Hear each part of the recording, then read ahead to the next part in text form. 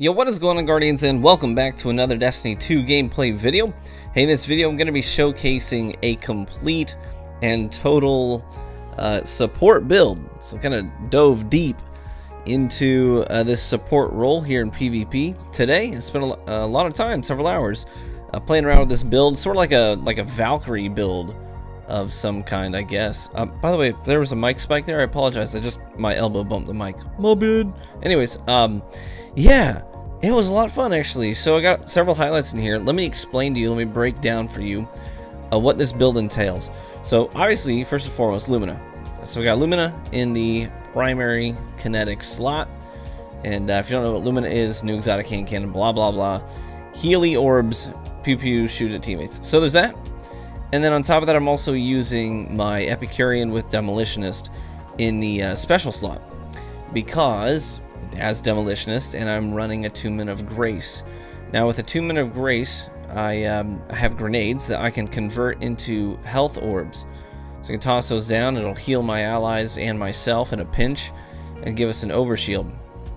And the Demolitionist on the Epicurean is really nice for me being able to replenish that grenade energy, you know, mid-combat really quickly.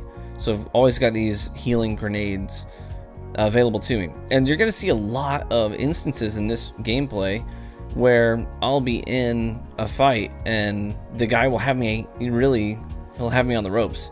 You know, he's chunked a bunch of my health away, and I'm absolutely one shot away from being dead. And in order to turn the tables, what I do is I just hug some cover and I just chuck that grenade down at my feet and completely heal myself. And you know, a lot of times they come jumping to finish me off, and then, you know, to their surprise, I've got an overshield. And so I'm also running a bunch of grenade mods to help with the cooldowns on these grenades as well. So lots of grenade energy coming back to me through combat. And I'm also using the Lunafaction boots.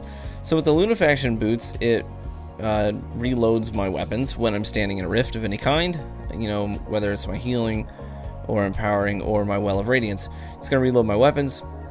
And on top of that, I'm running a empowering rift because the Lunafactions also just wildly buff your range and precision damage output when you're standing in an empowering rift. So there's times where I'll throw that empowering rift down, like I'll peek a lane and I'll see that they're, you know, the opponents they're pretty far away, but they're in this lane, and I want to be able to support my teammates. I want to be able to put some fire down this lane without just running into it to try and close the gap with my hand cannon fusion rifle combo. So what I'll do is I'll hug the corner of the lane and I'll throw down an empowering rift, and then I'm peak shotting in and out, and I'm actually getting, like, you know, over 80 damage to the head with a hand cannon, a 150 at scout rifle range. And it's absolutely insane. It's so much fun to do too, because you know that the people are like, what is happening? How is he hitting me so hard with this hand cannon from that far away? And I had a lot of clutch moments. They don't make for good highlights. It's also kind of hard to find those these specific instances when I'm going back through footage. But I had several moments today where I was able to disperse this healing orb in a way that actually saved my teammates' lives, where maybe they were getting, well, for example, this happened a lot, where I hear a roaming super get popped, and I'm sitting on some noble rounds, and what I do is as soon as I hear that super get popped, I look for somebody who's standing next to me, like in a position to potentially teamfire this thing with me, and I'll just dump a noble round into them, so this person and myself are both buffed, our weapons are buffed, our damage output is buffed, and we can burn these supers down while they push us, which was a really fun mechanic. It was really fun to be able to actually have some super counterplay today, which, you know, is something that we don't have a lot of right now. So on top of that, I was also able to save my teammates' lives sometimes, where I would come in late to a firefight. I'd come in late to a gunfight that a teammate of mine is losing, and I just come sliding in and just nail him with a healing orb, and his health is replenished, you know, and he probably doesn't even know why or how it happened. He's just like, oh, how am I alive? I don't know. But it kind of feels good to be that guy, you know, you're kind of like a Valkyrie on the battlefield. And it was really fun to lean into that role and try and really leverage it in a way that was helpful, and in a way that I could honestly even do that to myself, you know, buffing my own offensive capabilities with this build between the grenade healing and dumping the buff on somebody else just so my guns would be buffed so I could push forward. It was so much fun. It was really involved. It required a lot of thought and effort on my part to use it well, admittedly, but I'd like to think that we did use it well. You know, I had 50 bombs and several 40 bombs with this loadout today, and you know, these are numbers that I put up using really offensive builds. And so I think that's really respectable to see side-by-side comparison. Okay, well, I'm still able to put out the same amount of damage and frag out with the same amount of frags with a completely support-oriented build. So I would highly encourage you guys just to give it a shot. You know, just give it a shot and lean into this role.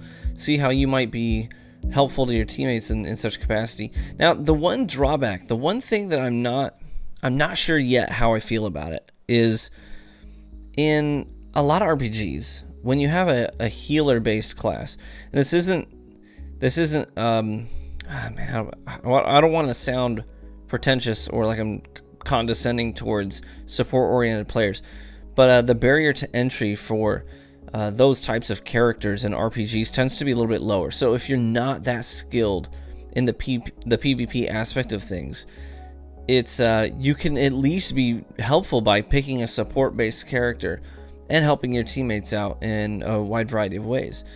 And obviously, there's still a skill gap for support players, and you know, a god mode Mercy and top tier Mercy is gonna beat the pants off of a low level, just, you know, someone who just picked up Overwatch.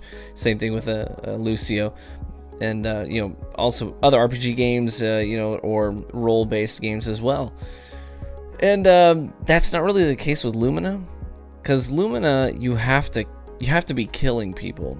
You have to be getting final blows with this hand cannon in order to even be able to disperse this buff out to your teammates. So you have to be slaying and then going and chasing down those orbs and then dispensing them out to your teammates. So it's not like a low barrier entry, you know, for players. I would like to see something that was a real support-oriented role, whether it's a weapon that is a support-oriented weapon or a subclass that's support-oriented in PvP, that could be really useful to your team, but also have a low barrier of entry. I always try to consider the lower skilled players when I put out content and when I talk about things as well. So I just wanted to put that out there. This build right here, it may not have a really low you know, barrier of entry, because you are going to need to be slaying and going and chasing down those orbs and then dispersing them out to your teammates. So anyways, a little food for thought. Alright, well, I hope that you enjoyed the commentary. Hope that you understand the build that I'm using here and why I'm using the things that I'm using. And yeah, I'm going to keep the footage rolling because I got tons of gameplay today, and I hope that you enjoy it. Feel free to leave a comment in the comment section. It does help. If you don't know why people ask for interaction on their videos, I don't know if you know this, but it's a really easy way of supporting the channel. Is if you want to support the channel, but you know, you're not subbed on Twitch or whatever it may be, but you want to be able to support me, one of the best ways that you can do that for me and any of the other YouTubers that you enjoy watching is just to, you know, interact with the video in some capacity, whether it's leaving a comment or liking the video. What that does is it actually helps promote the video on the right hand side of your screen where it says suggested videos, right? Or if you're on mobile, it's above the comment section. It's all these suggested videos, because the more this video, for example, or any video that I post, the more it gets liked, upvoted, commented on, the more YouTube's algorithm is going to be like, oh, people are finding this video interesting or insightful or engaging in some capacity. So let's bump it up. Let's suggest it to be viewed for other people as well. So it's one of the best ways that you can support a channel. I know it seems cliche at the end of videos. People are always like, don't forget to like, comment, and subscribe. Well, they do that for a reason, because it's actually a really easy way of supporting the channel. So just food for thought. All right, enjoy that gameplay. Thanks for watching the video. Thanks for supporting me, guys. Really do appreciate it. I hope to see some of you guys at Guardian Con this week. Until next time, be well.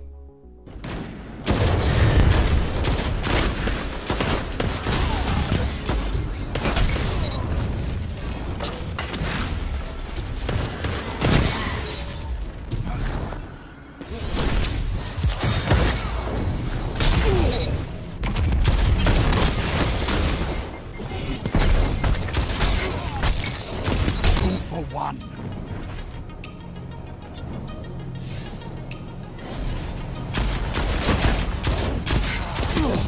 moments of clarity are weapons.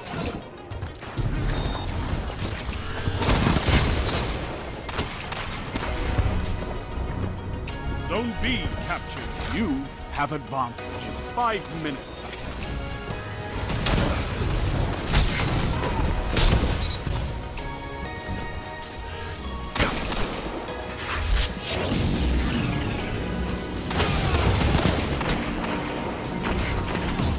Your moments of clarity are weapons, Warlock. Zone C lost. That's why we have Fire Team.